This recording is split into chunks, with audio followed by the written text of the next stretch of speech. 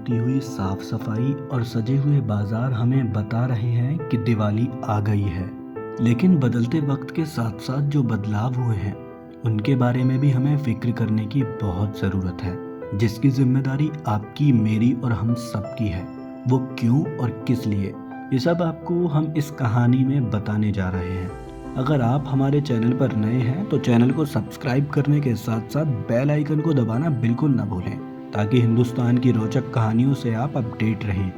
पहले बाजारों में जहां दीपावली के लगभग 10 दिन पहले से ही घरेलू साज सज्जा और मिट्टी के दिए बेचने वाले व्यापारियों की दुकानें लग जाया करती थी। उन व्यापारियों को दीपावली के पर्व पर अच्छी खासी आमदनी भी हो जाया करती थी। लेकिन डिजिटल युग के इस दौर में बहुत कुछ बदलता नजर आ रहा है।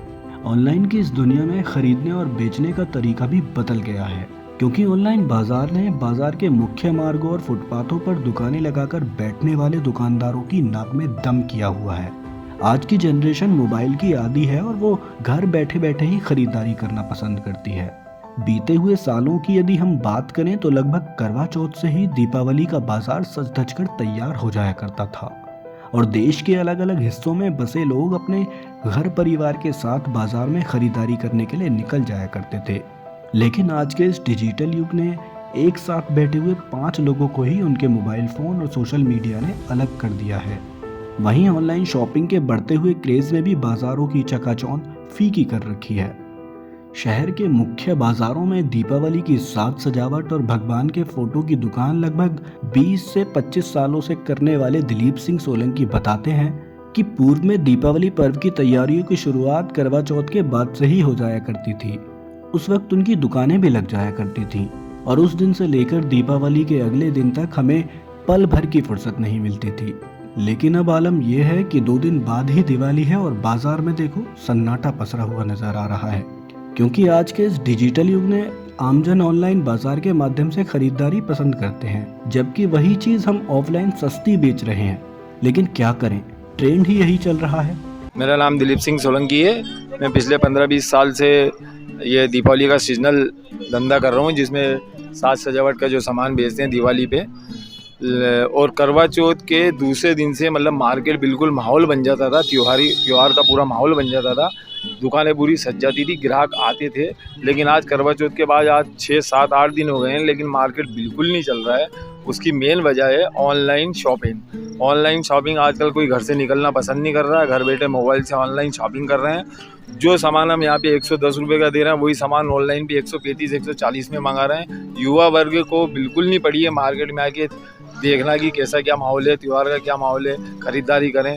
कोई नहीं आना चाह रहा, सब घर बैठे खरीदारी करना चाह रहे हैं। इस कारण हम जैसे व्यापारी हैं उनको बहुत फ़र्क पड़ रहा है और हमें औने पौने दामों में सामान बेचना पड़ रहा है। यह हालात सिर्फ एक दुकानदार की नहीं है, बल्कि करोड़ों रुपए फंसाकर इलेक्ट्रॉनिक शोरूम खोलकर बैठे उन बड़े व्यापारियों की भी है, जिन्हें कोई सार नजर नहीं आ रहा है। इलेक्ट्रॉनिक की दुकान लगाने वाले गजेंद्र मौर्य बताते हैं कि हर साल मार्केट में पब्लिक की ग्रोथ कम होती नजर आ रही है। पिछले साल जिस हिसाब से ऑफलाइन खरीदारी में कमी आई थी, उसी हिसाब से इस साल लगभग 2 गुना ऑफलाइन खरीदारी में कमी आई है, जिसका सीधा इफेक्ट हम जैसे छोटे दुकानदारों को देखना पड़ रहा है। सरकार को इस बारे में कोई ठोस कदम उठाना बेहद जरूरी है। पिछले साल की तुलना में इस साल अब देखा जाए तो पिछले साल भी मार्केट जिस हिसाब से गिरा था, उस रफ्तार से देखा जाए तो इस बार भी उससे 2 गुना ज़्यादा मार्केट गिरा हुआ है। जिस हिसाब से बाज़ार में पहले हलचल बनी रहती थी मार्केट में ख़रीदारी को लेकर, पर अब वो नज़र नहीं आता है। कहीं ना कहीं इसका इफेक्ट ऑनलाइन की वजह से है। कहीं ना कहीं इसके गवर्नमेंट को इसके बारे में सोचना पड़ेगा कि कहीं ना कहीं इसकी वजह से छोटे दुकानदार कहीं ना कहीं मरते जा रहे हैं और धंधा कहीं ना कहीं ख़त्म होता जा रहा है। मैं एक इलेक्ट्रॉनिक बिजनेसमैन हूँ, मेरा नाम गजेंद्र मौर्य है और आप देख ही सकते हैं कि पिछले बार के मुकाबले में इस बार कस्टमर बेस कितना बना हुआ है। गौरतलब है कि ये हालात सिर्फ दुकानदारों तक ही सीमित नहीं है, बल्कि अपने हाथों से दिए और अन्य मिट्टी सहित साज सजावट की वस्तुओं का निर्माण करने वाले उन कारीगरों के साथ भी है, जो दीपावली को अपना सीजन मानकर दिन रात एक तो करते हैं। लेकिन वोकल फॉर लोकल की बात सिर्फ सरकारी विज्ञापन और खबरों की सुर्खियों में ही दिखाई पड़ती है, जमीनी स्तर पर उसका कोई सानी नहीं है। चंदा भाई, ये बनाने के लिए कब से तैयारी कर रहे थे? ये बनाने के लिए हमने नवरात्र के पहले से करते हैं, कुंवार में से, राखी पे से। लगभग कितने दिए बना लेते हैं आप? 8-10 हज़ार। 8-10 हज़ार हाँ। सब बिक जाते हैं? नहीं बिकते, बच जाते हैं थोड़ा बहुत। मेरा सलीम, राजस्थान में, जोधपुर के पास गांव बिलरा है। ये गाड़ियों का फूल माला हार कम से कम 20 साल हो गए मैं लगाते यहाँ पे जी। अब देखो शुभ बढ़िया है, अभी तक तो लगाई बैठे हैं दुकानें, जब चलेगी जब मालिक करेगा कृपा जी। हर साल हो गए 20 साल हो गए कहा जाते हैं। ये गाड़ियों की जैसे झालर, चोटी, स्टीयरिंग कवर, ट्रैक्टरों का श्रृंगार है।